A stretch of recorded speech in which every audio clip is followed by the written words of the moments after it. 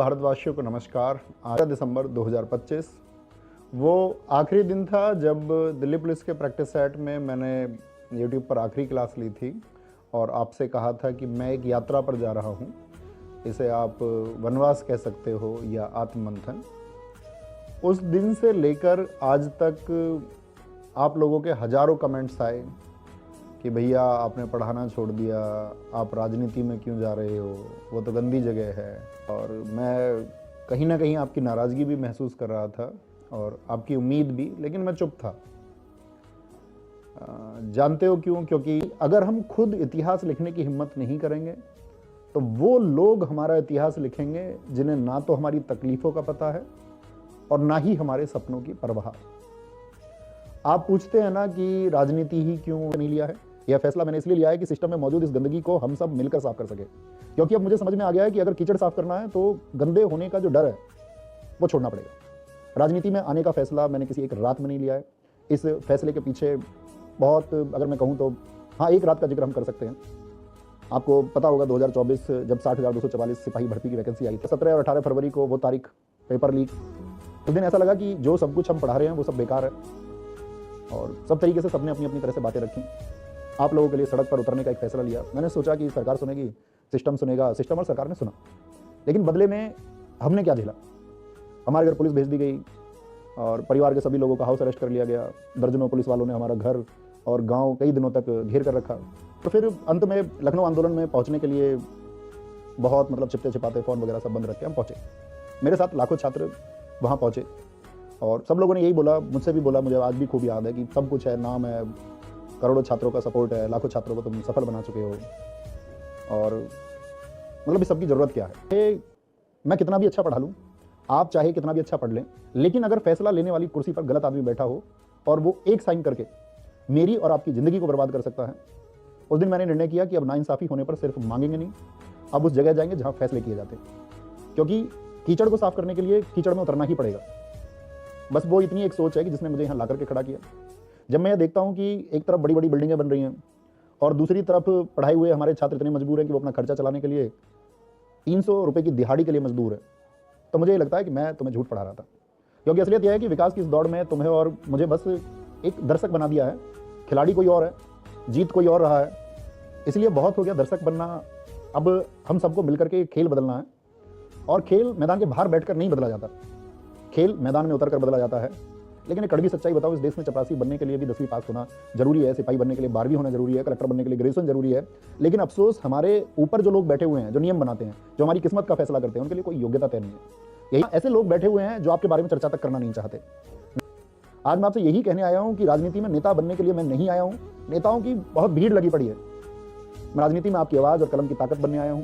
मैं चाहता हूं कि जब विधानसभा में कोई बिल पास हो तो उस पर साइन करने वाले हाथ किसी अनपढ़ या बाहुबली के ना हो, बल्कि वो एक ऐसे व्यक्ति के हो जिसने गरीबी, बेरोजगारी और संघर्ष को किताबों में नहीं, अपनी जिंदगी में पढ़ा है। तो आज मेरा सवाल आपसे यह है कि क्या आप तैयार हैं एक ऐसे प्रयोग के लिए जहां योग्यता कुर्सी पर बैठेगी, सिफारिश, बाहुबल या रसूख नहीं।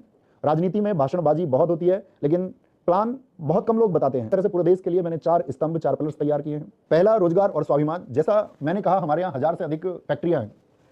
हमारी युवाओं को वहाँ नौकरी नहीं मिलती क्योंकि कहा जाता है कि उनके पास स्किल नहीं है, उनके पास वो योग्यता नहीं है जिससे उनको काम मिले। मेरा वादा है, सिर्फ नौकरी नहीं मांगेंगे, हम स्किल मैनेजमेंट सेंटर बनाएंगे जहां आपको coding, AI, data entry, computer साक्षरता और डिजिटल मार्केटिंग की मुफ्त ट्रेनिंग हमारी तरफ से मिलेगी, ताकि जब आप फैक्ट्री के गेट पर जाएं तो ठेकेदार आपको मजदूर समझकर नहीं, हुनरमंद समझ करके काम दे। हमारा लक्ष्य है विधानसभा के 20,000 युवाओं को रोजगार दिलाना। दूसरा, शिक्षा। गाँव का बच्चा पीछे क्यों रह जाता है? क्योंकि उसे माहौल नहीं मिलता। मेरा संकल्प है हर गाँव में एक डिजिटल लाइब्रेरी और हर 6 महीने में एक स्कॉलरशिप टेस्ट होगा। जो टॉप 10 बच्चे निकलेंगे उनकी पढ़ाई का पूरा खर्चा उन्हें गोद लेने की जिम्मेदारी मेरी होगी, जब तक वो अपनी मंजिल तक नहीं पहुंच पाते। तीसरा, मेरी बहनों के लिए, अक्सर बेटियों के लिए पढ़ाई जो है पैसों की कमी से छूट जाती है। मेरी लिखी हुई कॉम्पिटेटिव एग्जाम की सारी किताबें, चाहे स्टैटिक जीएस हो या जीएस की अन्य किताबें हो, जीएस सुधा हो, हिंदी की बुक हो या अन्य किताबें, मेरी विधानसभा की हर बहन को निःशुल्क मिलेंगी। अगर इसके बाद भी किसी संसाधन की कमी पड़ी उनको तरक्की के लिए, तो आपका भाई उसे पूरा करेगा और एक दिन ऐसा भी आएगा कि मैं अपने प्रदेश और देश के हर असहाय भाई बहन के लिए ऐसा करूं जिन्हें सच में ऐसी चीज़ों की जरूरत है। चौथा, पर्यावरण और सेहत। हम विकास के नाम पर सांस लेना कभी नहीं भूल सकते। मैं वादा करता हूं कि 2026 के अंत तक हम 1 लाख पेड़ लगाएंगे और युवाओं के लिए एक स्पोर्ट्स कॉम्प्लेक्स बनाएंगे जहां अच्छे कोच होंगे, ताकि हमारा टैलेंट जो है वो खेतों में दम ना तोड़े, स्टेडियम में मेडल जीते। और मैं अपने क्षेत्र के किसानों के लिए हर संभव एक कोशिश करूंगा जिससे उन्हें फसलों के दाम अच्छे मिले, ताकि खेती में वैज्ञानिक पद्धति और उपजाऊ बीजों का इस्तेमाल हो, जिससे उनकी जो पैदावार है वो बढ़ पाए। हम ऐसे एक कृषि केंद्र का निर्माण करेंगे जहां पर हमारे किसानों को वैज्ञानिक पद्धति से खेती करने और तकनीक का इस्तेमाल करना सिखाया जाएगा ताकि वो अपना उत्पादन बढ़ा पाए। हम ऐसे बीज के केंद्र बनाएंगे जहां पर अच्छी गुणवत्ता वाले फसलों के बीज किसानों को आसानी से मिल सकें। और इसमें एक काम और किया जा सकता है कि हर गांव पंचायत में ऐसे स्मार्ट सार्वजनिक स्थल बनाए जाएं जहां बड़े बुजुर्ग बैठकर देश दुनिया की खबरें और अन्य चीज़ों के बारे में जानकारी प्राप्त कर सकें। मेरी यह बात कोई चुनावी जुमला नहीं है, मैं ऐसा इसलिए कह पा रहा हूं कि मुझसे पढ़ने वाले मेरे छोटे बड़े भाई बहन, मुझे जानने वाले मेरे अपने लोग यह जानते हैं कि मैं हवाई बातें नहीं करता, और ये एक शिक्षक की भी शपथ है। और मैं इस बात के लिए आपको भरोसा दिलाता हूं कि ये 4 संकल्प तो मैं पूरे करके रहूंगा। और भूखा नहीं हूं, मैं एक सिपाही की तरह काम करना चाहता हूं, क्योंकि चुनाव आपकी उन उम्मीदों की जीत के लिए है, ये चुनाव मेरी जीत के लिए नहीं है। मैं आपसे वादा करता हूं हर समय आपके बीच में रहूंगा। क्यों मैंने आपसे अपनी बात कह दी, मेरा मन शायद थोड़ा सा हल्का हो गया, लेकिन अभी बारी आपकी है। ये लड़ाई हमने पिछले लगभग 6 महीने से शुरू की हुई है। मैं गाँवों को साफ कर रहा हूँ, मैं गाँव में पेड़ लगा रहा हूँ, मैं बच्चों को निःशुल्क शिक्षा देने का प्रयास कर रहा हूँ, मैं सभी लोगों से वार्तालाप कर रहा हूँ। लेकिन पिछले 6 महीने में जब मैं घर घर व्यक्ति व्यक्ति तक पहुँचने के प्रयास में, उनके सुख दुख में उनके साथ में होने के प्रयास में हूँ, तो मैं ये मान रहा हूँ कि ये लड़ाई सिर्फ मेरी नहीं है, क्योंकि मैं तो एक अकेला इंसान हूँ और ऐसा भी हो सकता है कि शायद मैं हर घर हर दरवाजे तक ना पहुँच पाऊँ। इस वीडियो को, इस संदेश को उस हर घर तक पहुँचा दीजिए जहाँ उम्मीद टूट चुकी है। उन्हें बताइए कि एक लड़का है जो सिस्टम से लड़ने के लिए, सिस्टम को बदलने के लिए निकला है, लेकिन आज शायद उसके पास बाहुबल ना हो, लेकिन उसके पास जनबल है। आज घर घर में उसके छात्र हैं और वो जनबल आप हैं। और याद रखिएगा, संघर्ष ही जीवन है। और रही बात मेरे पढ़ाने की, तो मैं जल्द ही आप लोगों को फिर पढ़ाने के लिए लौटूंगा। और अभी बस मुझे आप लोगों के लिए थोड़ा वक्त चाहिए। उम्मीद आप मेरी बातों को समझेंगे और मेरा साथ देंगे, क्योंकि हमें साथ मिलकर बहुत आगे तक जाना है। तो यही रिक्वेस्ट करता हूँ कि ये वीडियो हर एक मेरे युवा साथी, हर एक मेरे बुजुर्ग तक पहुँचना चाहिए। मेरा ये संदेश उनको सुनना चाहिए। और जितने भी साथी मेरे संदेश को अब तक सुन रहे हैं, उन सबको, मेरे बड़े बुजुर्गों को मैं चरण स्पर्श यहीं से करता हूँ। नमस्ते मेरे सभी युवा साथियों को, नमस्ते पूरे सिकंदराबाद को, नमस्ते, धन्यवाद, जय हिंद।